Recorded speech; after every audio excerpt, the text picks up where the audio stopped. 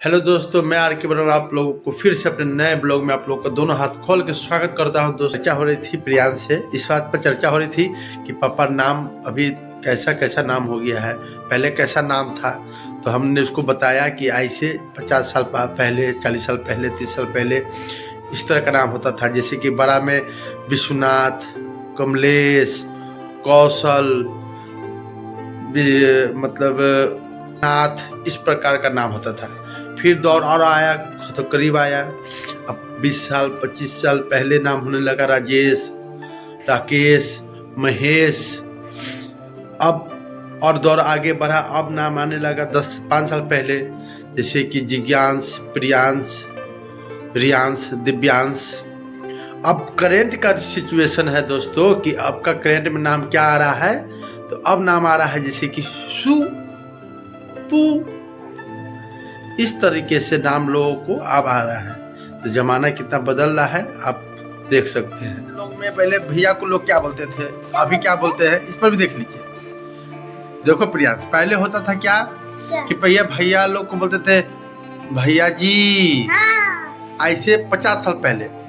उसके फिर थोड़ा आगे बढ़ा जमाना तो कहने लगा भाई साहब, भाई साहब। फिर जमाना और आगे बढ़ा तब कहने लगा भैया, भैया।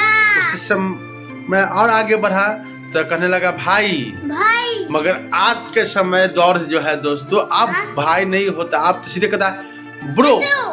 ब्रो क्या बोलता है ब्रो? किसे ब्रो? बताइए, अब समझ में नहीं आता है कि ब्रो में कहाँ ब्रो है। अब दुनिया फास्ट हो गया कि भाई को भाई नहीं कहेगा, बहन को बहन नहीं कहेगा, तो माँ को माँ नहीं कहेगा, मम्मी जी, माता जी, मम्मी जी, माँ, मम्मी से अब हो गया मॉम, पिताजी, मैं मम्मी होता हूँ, पिताजी, पापा से अब हो गया पॉप्स। ये मतलब दुनिया इतना भाग गया कि लोग अपना आपस का बोलचाल में भी, हालांकि ये सुटेबल तो नहीं लगता है, मगर लोग स्टाइल के चक्कर में जिनको नहीं भी आता है वो भी लोग बोलते हैं।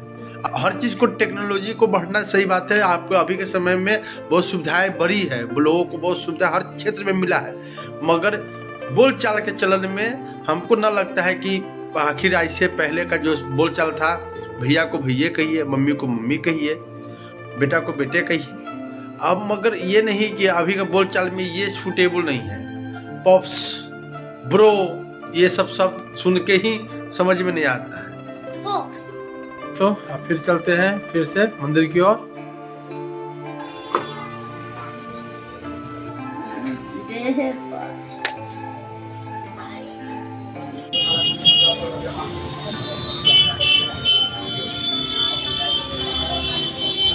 तो मंदिर से तो आ गए हैं, अब घर पहुंच गए हैं।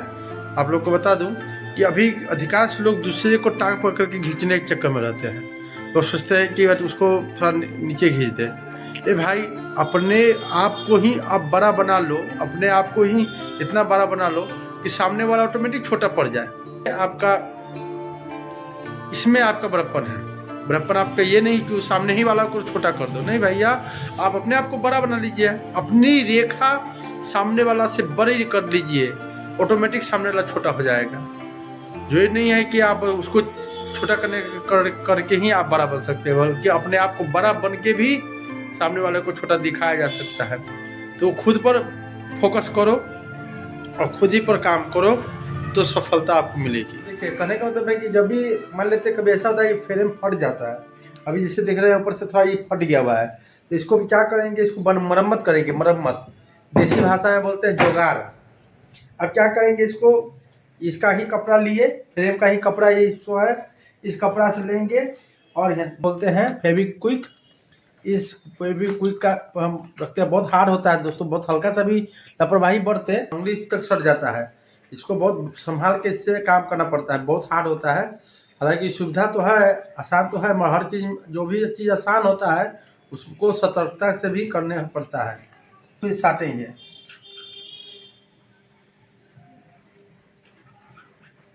काम के ऊपर डिपेंड करता है। एक फ्रेम लगभग 3 महीना 4 महीना में एक बदलना ही पड़ जाता है, क्योंकि ये खिया जाता है। जब क्या होता है, काम करते करते, बस हम फिलहाल तो हम क्या करते हैं, इसको 6 महीना खींच देते हैं।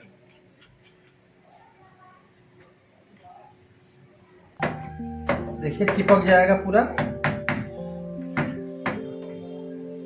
कीजिए दोस्तों, हम कहाँ आए हुए हैं, हम कहाँ आए हुए हैं आप लोग बता सकते हैं?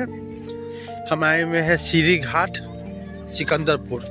अब यहाँ आने का क्या मकसद है? तो यहाँ आने का मकसद यही है दोस्तों, जो पूजा वूजा क्रिया होता है ना, वो बहुत जमा हो जाता है, तो उसी को भसाने के लिए हम यहाँ पर नदी में आए हैं, उसको फूल को भसाने के लिए नदी में। वो देखिए सामने जो है ना, वो अखाड़ा घाट पुल हो गया, आपको सामने की ओर दिख रहा होगा जो अखाड़ा घाट पुल, इसको अखाड़ा घाट पुल हो गया ये पूरा सामने में। और ये नदी है जो अभी तक सूखा हुआ है, और जब पानी आता है तो पूरा ये नदी पूरा एकदम विकराल रूप ले लेता है। पूरा सामने जो देख रहे होंगे वो पूरा पेड़ पौधे जितने होते हैं सब डूब जाते हैं, सब के सब डूब जाते हैं, सारा के सारा पेड़ पौधा सब डूब जाता है। और ये जो सीरी घाट का जितना भी सीरी सब देख रहे हैं, ये सारा सीरी डूब जाता है। ऊपर का 1-2 ही सीरी बचता है, बाकी सारा सीरी डूब जाता है, सारा का सारा सीरी डूब जाता है जब पानी बढ़ता है तो। ये इस तरह से देख रहे होंगे, अभी तो नया नया उधर सीरी बन गया है, पहले नहीं था। और आगे में यहाँ देखिएगा, आगे में उधर जो है उधर आश्रम घाट भी है, और वहाँ पर लाश उस भी जलाया जाता है, वहाँ पर बना हुआ है। फिर दूसरे ब्लॉग में हम आपको वहाँ का भी नज़ारा कभी दिखाएंगे, क्योंकि वह अंतिम यात्रा लोगों का वही है, अंतिम जगह लोगों को वही जाना होता है जहाँ सबको जाना होता है। तो इस तरीके से यह नदी, जिस नदी का नाम पूछिएगा आप लोग, नदी का नाम है बूढ़ी गंडक। बूढ़ी गंडक नाम है नदी का, जो आपको मुजफ्फरपुर शहर में बसी हुई है कैसे है। और यहाँ पर नदी सीढ़ी पर चढ़ते हुए ऊपर जा रहे हैं, सीढ़ी पर चढ़ के ऊपर जा रहे हैं, हाथ खराब हो जाता है, पूरा हाथ खराब हो जाता है सीढ़ी चढ़ने में। देखिए इस तरीके से पूरा वहाँ देखिए पानी सूख गया हुआ है, वहाँ पर पूरा निकला हुआ है मिट्टी।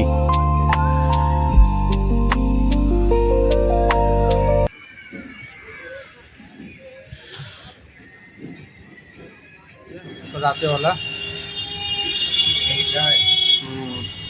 झोला छपने वाला डिजाइन निकाल दीजिए।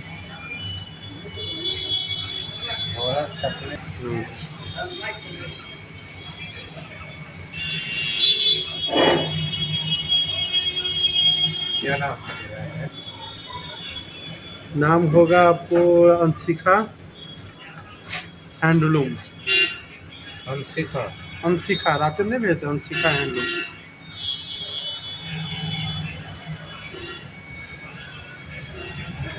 मतलब है दोस्तों, इतना ना जाम लगता है कि आदमी को काम पूरा डैमेज हो जाता है। हमको जाम इतना में गए, 1 घंटा वो जाम में फंस गए, लगता नहीं कि आप मार्केट आज जा पाएंगे। कंप्यूटर पर पहले तो कंप्यूटर वाला समय लगा दिया, 1 घंटा बैठा दिया, उसके अलावा 1 घंटा टावर पर जाम में फंस गए। अब हमको अब कखनी हम माल छापेंगे, कखनी बाजार जाएंगे, पता नहीं है, लगता नहीं है कि आज हम मार्केट भी आज जा पाएंगे। चलिए दोस्तों दिखाते हैं आपको अखाड़ा घाट पुल पर से। ये बगल में ही एक बड़ा सा पुल बन रहा है, अभी निर्माण कार्य जारी है, क्योंकि जो 0 माइल से तरफ से जो शहर में लोग आते हैं और शहर से लोग 0 माइल की ओर दरभंगा रोड की ओर जाने वाले के लिए सिर्फ यही एक पुल है, जिससे अखाड़ा घाट पुल इसको बोलते हैं। इस पर बराबर जाम लगता है, तो इसी जाम से निजात पाने के लिए सरकार द्वारा बगल में ही एक हेवी पुल बनाया जा रहा है, जिसका कार्य जारी है, कार्य प्रगति पे है। आप देख सकते हैं इसका पिलर कितना मजबूत दिया जाता है, ताकि एकदम हेवी से हेवी लोडिंग भी उठा सके। बहुत ही स्ट्रॉन्ग मजबूत का निर्माण किया जा रहा है, देख सकते हैं जैसा कि आप वीडियो में। और बहुत ही हेवी पुल बन रहा है, देखिए कितना अच्छा मजबूत पिलर यहाँ डाला जा रहा है। तो इस तरह से पुल का निर्माण जारी है।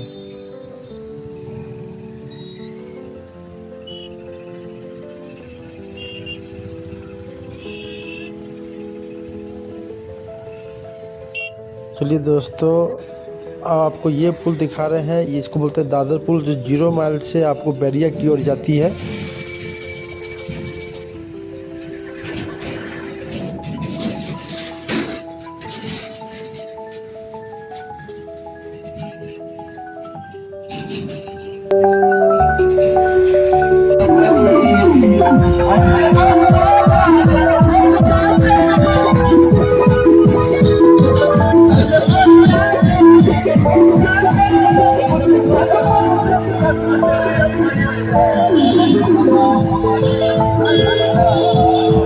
पीला, हाँ पीला दिए थे वो एक एक कलर। हाँ, अच्छा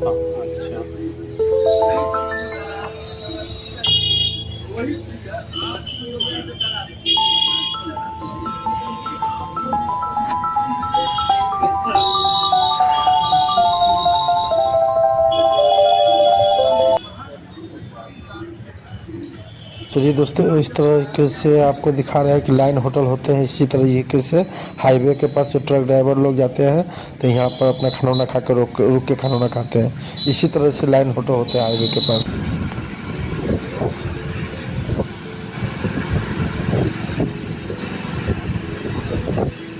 चलिए, अब मार्केट का काम खत्म हो गया, अब घर की ओर चलते हैं। अब घर की ओर जा रहे हैं।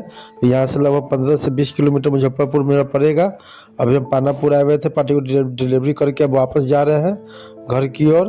और अभी तो सफ़र थोड़ा लंबा है, 15-20 किलोमीटर की दूरी है। और देखिए, इसी तरीके से हाईवे पर रात में गाड़ियाँ चलती रहती हैं। आसपास कभी कभी लाइट चमकते रहते हैं। जहाँ जहाँ लाइन होटल आता है वहाँ पर बॉल बत्ती का अच्छा सुविधा होता है। और हालांकि अब जैसे बिहार में दोस्तों, अब सड़क जो होते हैं, हाईवे जो होते हैं, अब पहले के भांति बहुत ही बेहतर से बेहतर सुविधाएं हो चुकी है। आपको सड़क अब अच्छा मिलेगा, हाईवे अब पूरा क्लीन मिलेगा, साफ़ सुथरा मिलेगा, किसी प्रकार कोई दिक्कत नहीं है। बस अपना सावधानी से चलते रहिए, पूरा हेलमेट लगा के ही हम चलते हैं। हम पूरा अपने गाड़ी की लिमिट को भी हम इस हिसाब से ही चलते हैं। रात में इस तरीके से नज़ारा आपको मिलेगा। रात में हाईवे के आसपास का नज़ारा इसी तरीके से मिलता है।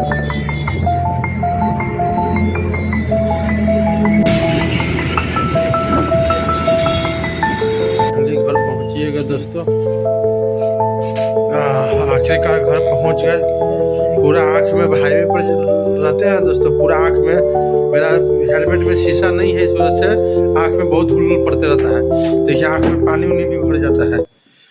और हाईवे पर देखिए, दिखाए थे ये नज़ारा कैसा होता है दोस्तों।